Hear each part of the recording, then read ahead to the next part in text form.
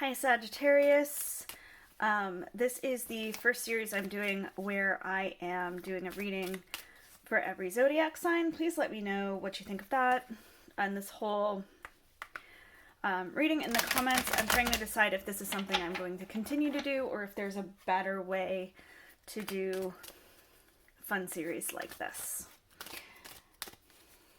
This reading is for Mercury in retrograde,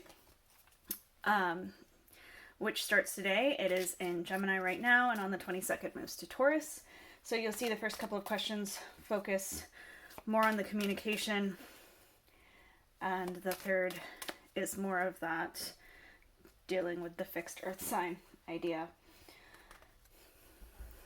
To see how I put this spread together, there's a handful of posts on the Patreon. It is patrons only. Bonus content, but if you are interested in that sort of bonus content, early content, and stuff like that, I do ask you to check it out. Please like and subscribe, as well as share to anyone you think could benefit from these sort of readings.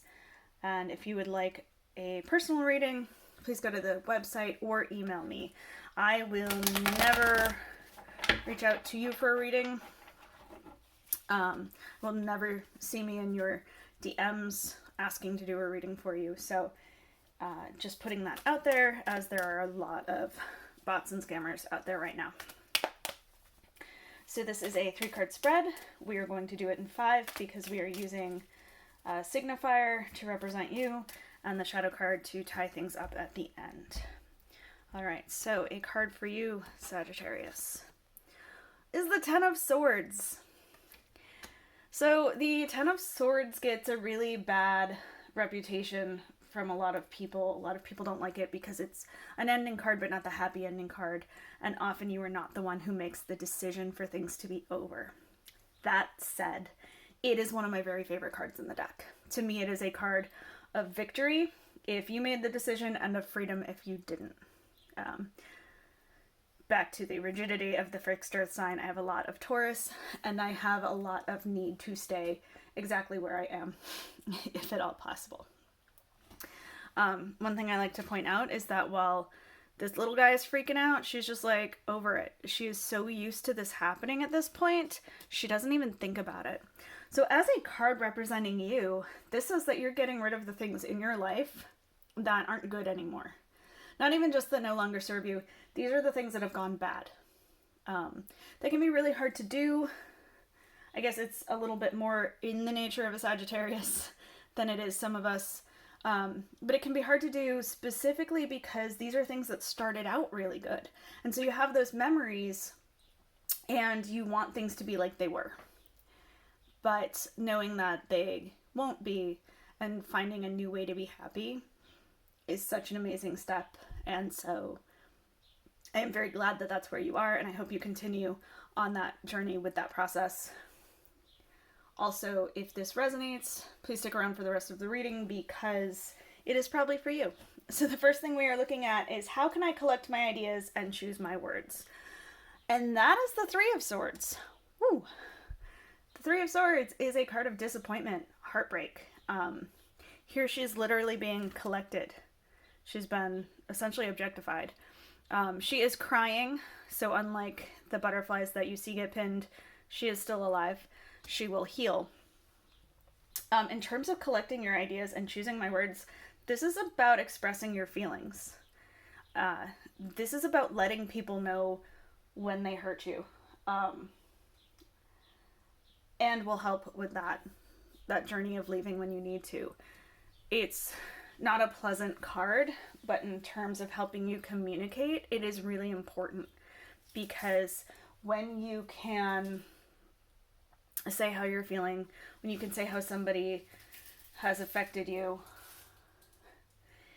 you can more effectively heal and move forward.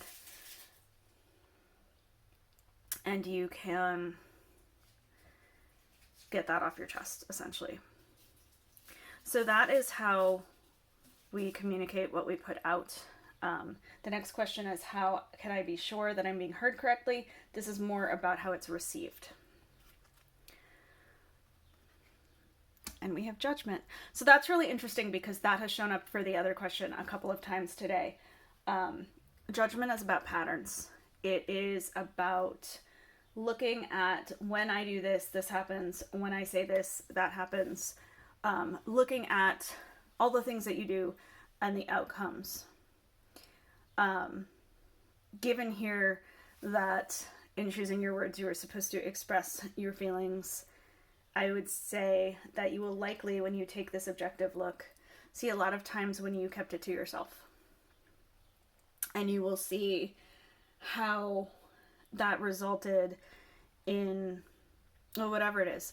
It could be that the result of that was that people didn't know how you were feeling, and so they continued with their own hurtful behavior.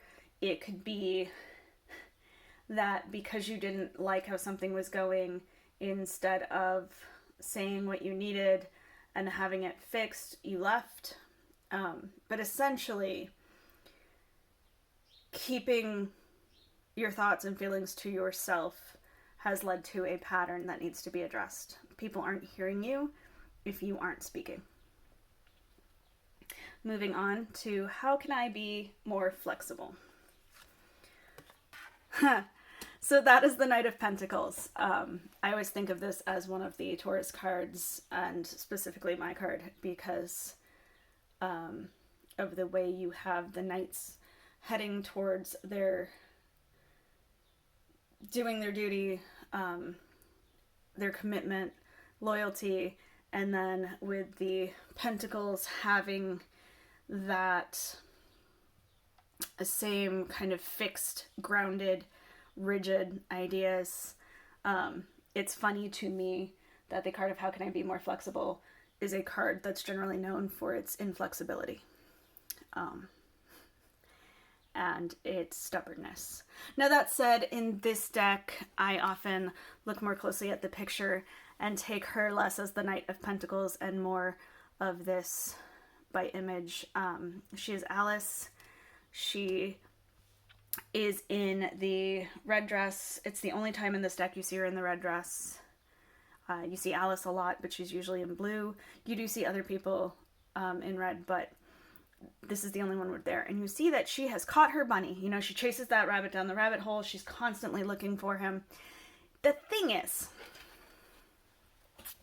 that is a costume.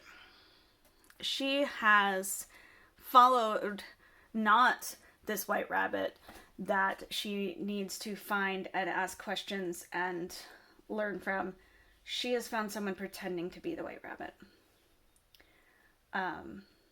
In terms of being more flexible, this is about not trying to make something stick, trying to make someone be someone they're not.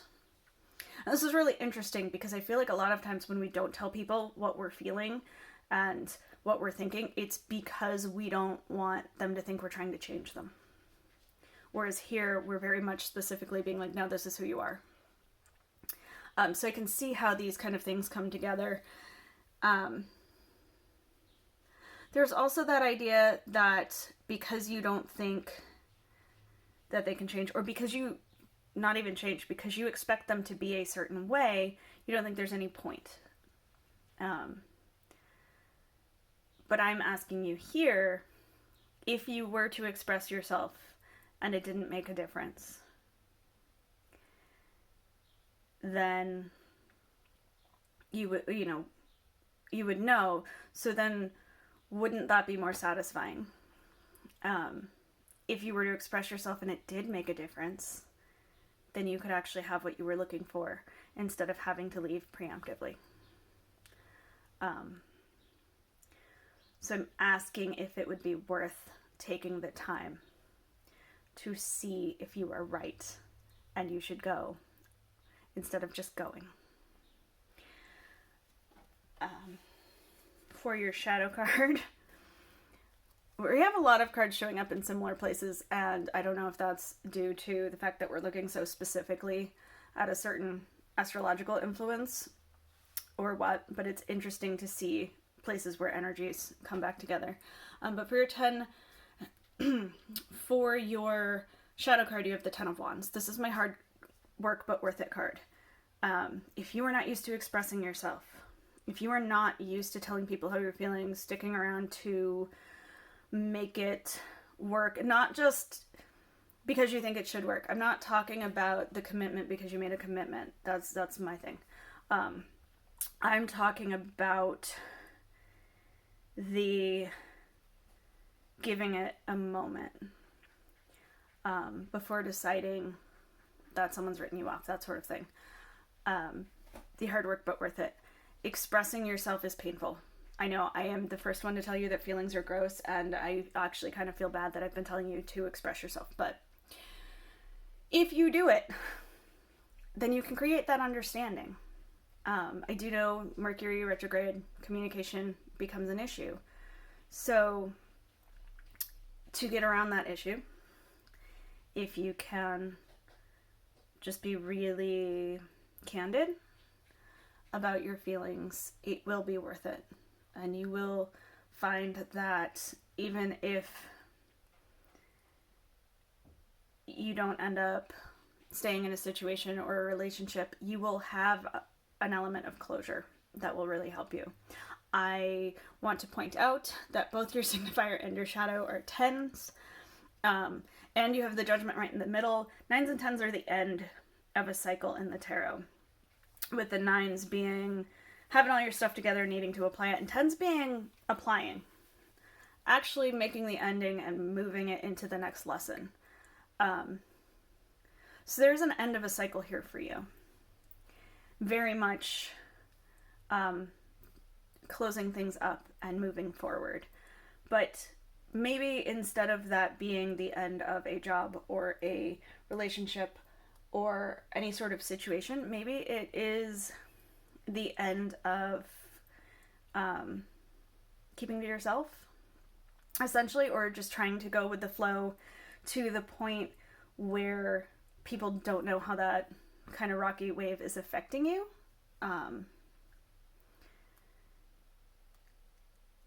Just a thought.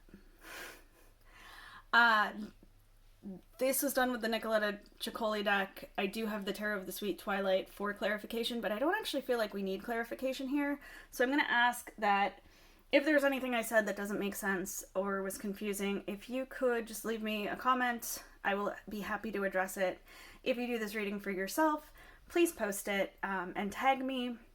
If you do the reading for yourself and need interpretation or help with interpretation, tagging me, I can help you a little bit, but also can enter a bigger discussion here and other places. And I hope you have a wonderful week. Good luck.